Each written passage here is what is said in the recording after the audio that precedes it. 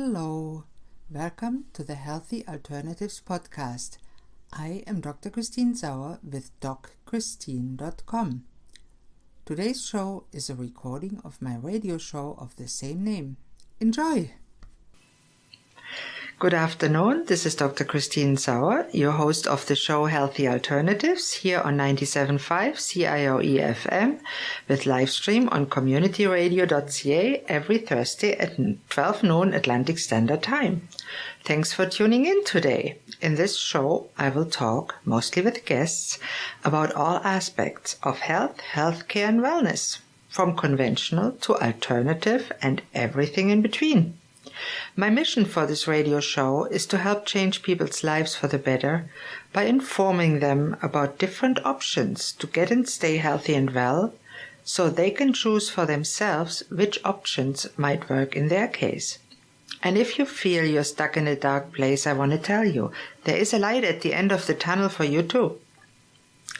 I'm happy today to be on the show with my friend and colleague Sheila Kelly, a pioneer leadership coach in Halifax, one of the first to be trained by the Coaches Leadership Institute. Sheila, tell us a little bit about how you got to become a coach, what it means, what you did for your training, and where you ended up. Thank you, Christine, for having me on today. I often call myself an accidental coach.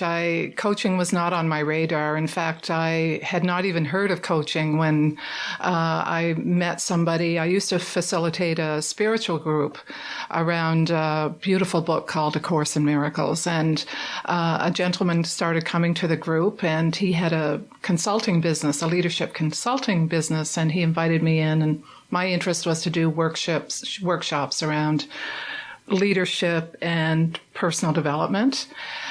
But his interest was around this thing called coaching, which, believe it or not, 15 years ago in Halifax, coaching was basically unknown except in the sports arena. I got interested in this idea of working with people one-on-one in more or less an intimate setting and an intimate relationship, although not a personal relationship. And I went off, I heard about the Coaches Training Institute, felt a really strong connection to their philosophy, and flew off to Toronto to do the first weekend, hoping that I wouldn't like it. It was expensive to fly to Toronto, to stay in a hotel, pay the tuition in U.S. funds. Ooh. Just like today, there was a 30% exchange on the U.S. dollar, the Canadian dollar. But I fell in love with the whole training approach, their methodology, and of course their philosophy. And two things stood out for me on the first weekend. One was that nobody gets to be wrong.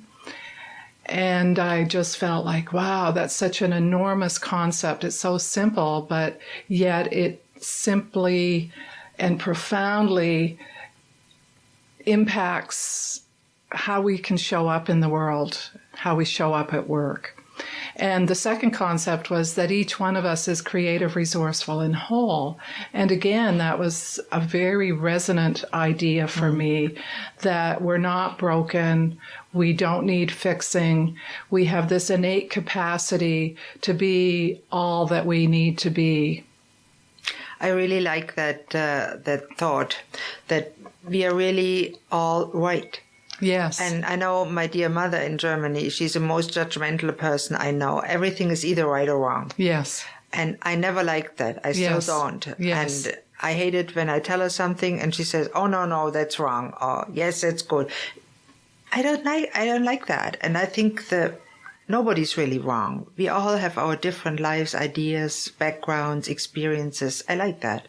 Absolutely. I'm reminded of Louise Hay, who said that we are all doing the best that we can with the understanding and knowledge that we have at the time. Yes, beautiful. So at the time, we can do things that are not maybe aligned with who we want to be, but we don't have to make ourselves wrong. We can use it as a learning opportunity, an opportunity to look at different alternatives. So it's for some people, it's a difficult concept to grasp. So I really like that you get it. Yeah. That, and again, I grew up in a home where I was kind of forced to go to church every Sunday. But I remember one thing that was important that I heard was that hate the sin, but love the sinner. So, I've moved beyond the concept of believing that we're sinners, but I like the idea that we can all make mistakes, but that doesn't mean that we're going to lack compassion because somebody has made a mistake. Right. Yes. And I find it so important, that concept, because some churches teach it completely different. And I know because my dear brother, I'm talking about my family, he's in Germany, yes. and he is a very fundamentalist Christian. Yes. So he knows what's right.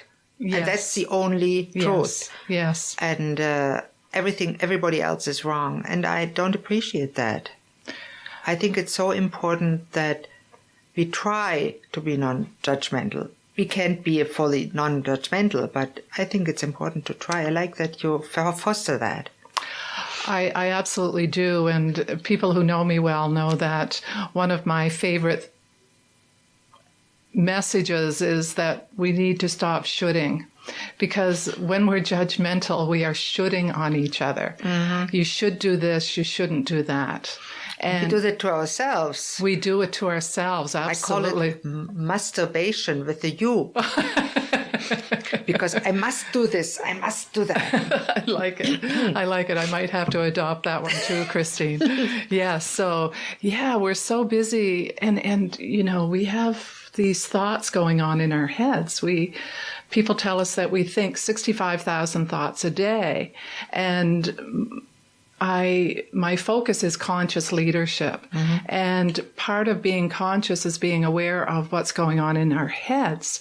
Because if we pay attention to those 65,000 thoughts, if we get conscious of what's going on there, we may find that we are doing a lot of shoulding and a lot of masturbating, right? Yeah.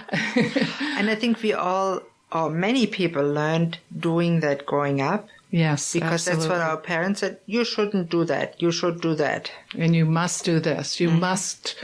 For me, it was you must go to church on Sunday morning. It was an imperative. It was, you must put on a smile and be happy.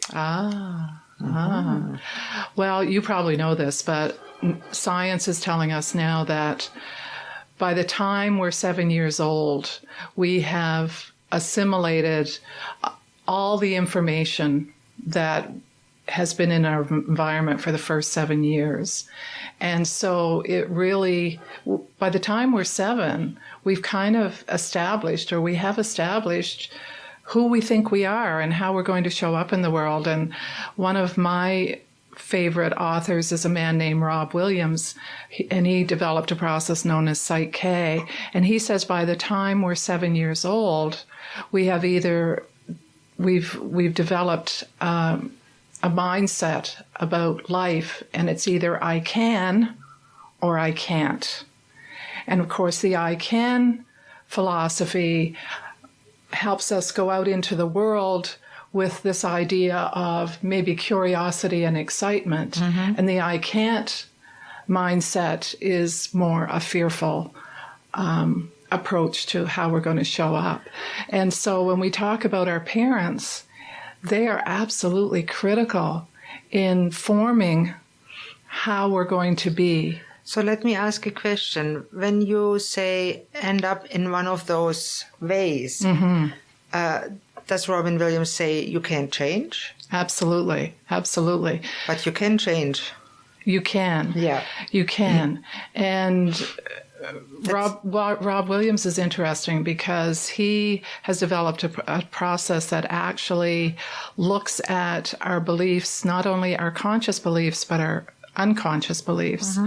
And the unconscious beliefs are actually formed in the first 7 years. Mm-hmm. So they are stored in this part of our consciousness that we're not always consciously aware of. And yet 95% of our behavior is being driven by these childhood beliefs.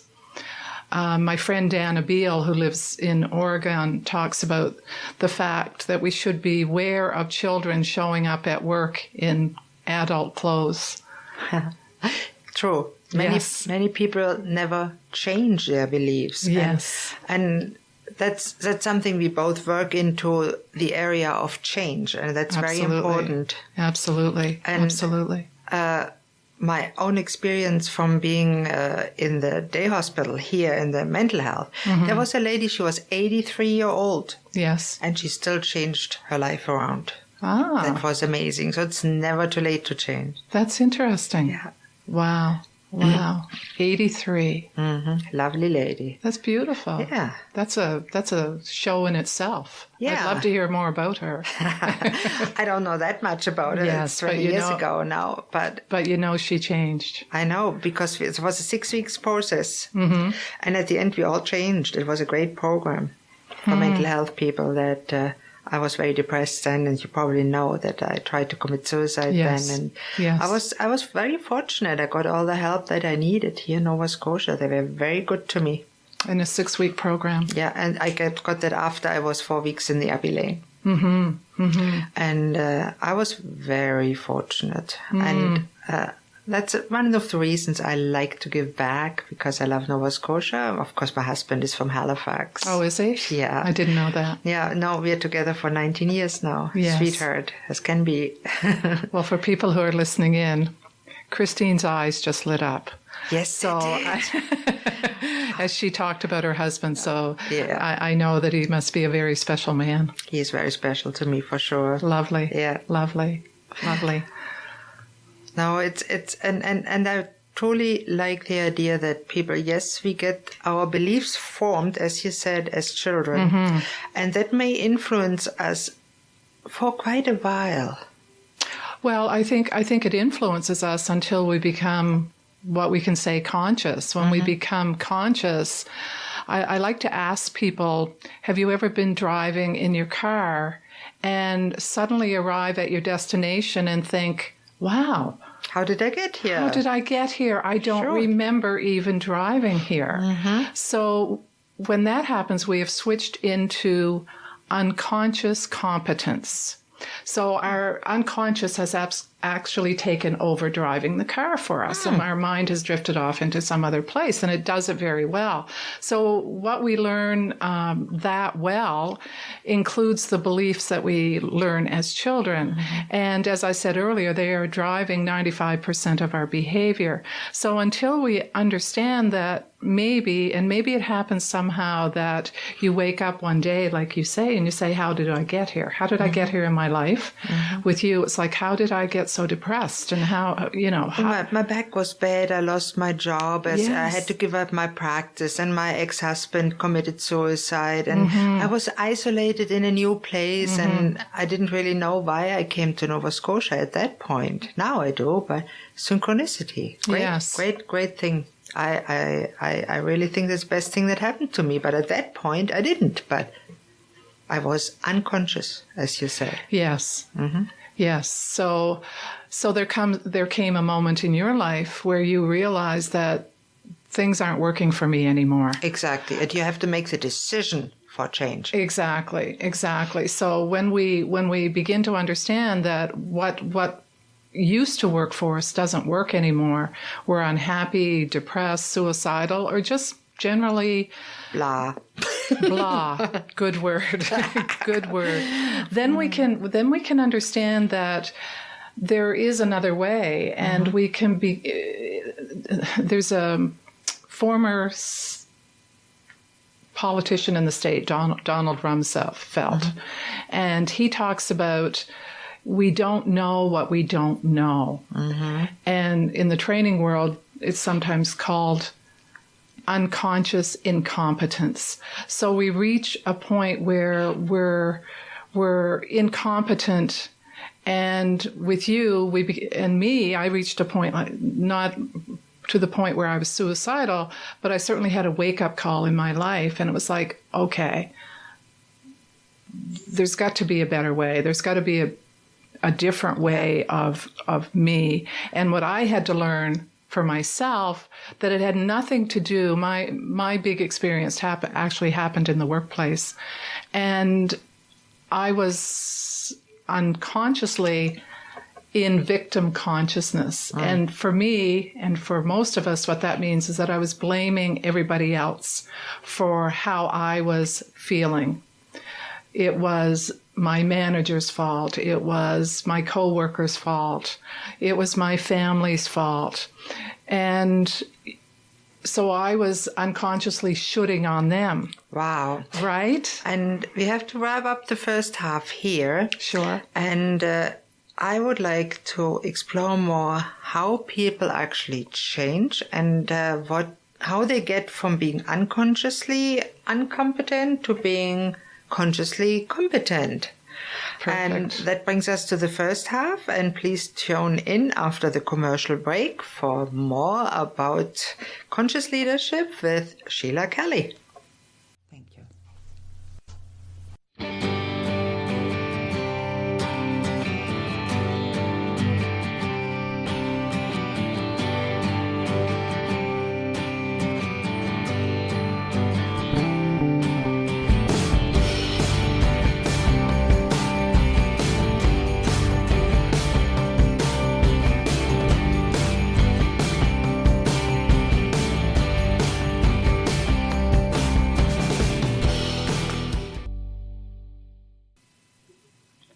Hello and welcome back to Healthy Alternatives here on 97.5 CIOE FM or on the web at communityradio.ca.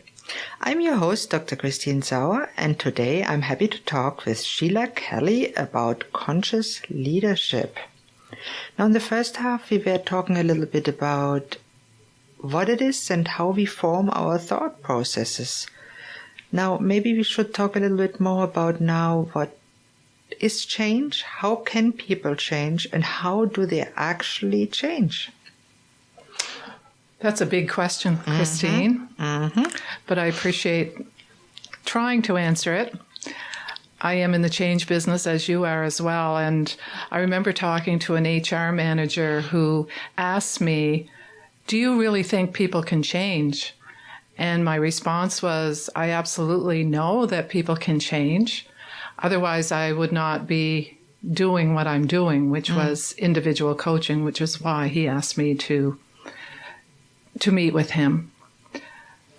The most critical element of change is that the individual wants to change. In the AA world, Alcoholics Anonymous world, there's no point in sending somebody for treatment if they're not ready, willing, and able to accept what is being offered. So it's the same with change and transformation. We have to want it. There's got to be something in our lives or in our world that we are willing and able to change. So having said that, I would say around conscious leadership, it's really important to understand that we are all leaders. That, if we're going through life with the belief that it's somebody else's responsibility to create the environment that I need, then I am not taking leadership in my own life. I am not taking responsibility for my own life.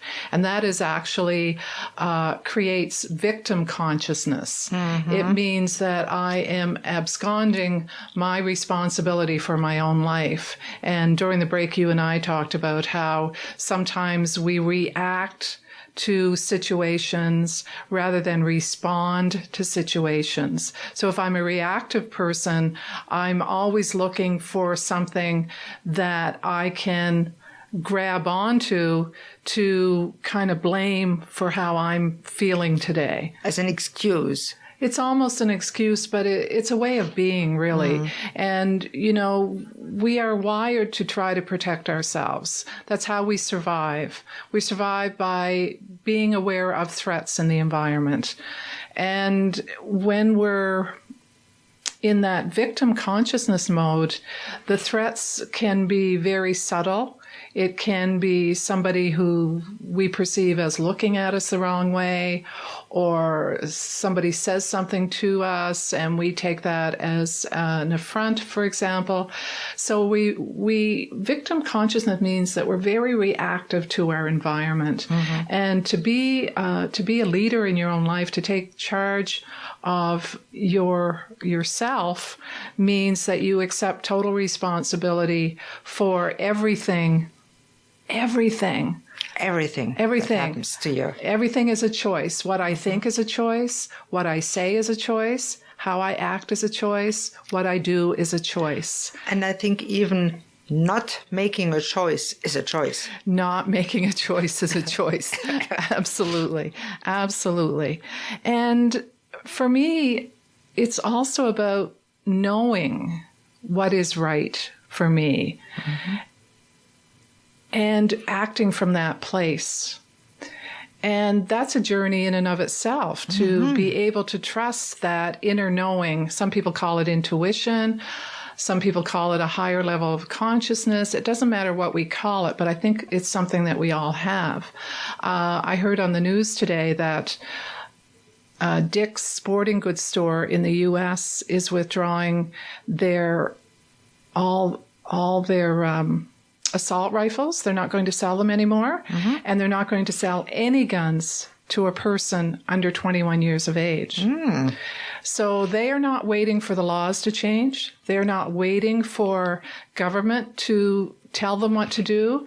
They are doing what they think is right. And the CEO actually said, I don't want to be part of that story. He found out that one of his stores had actually sold a gun to the shooter. Now, it wasn't the gun that was used in the shooting, but it was a gun. And he decided that he didn't want to be part of that story anymore.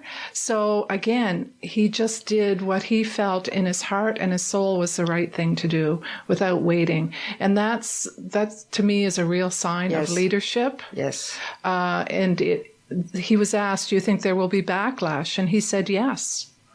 So knowing that there's backlash, knowing that he could get death threats, whatever. He is willing and able to do the right thing.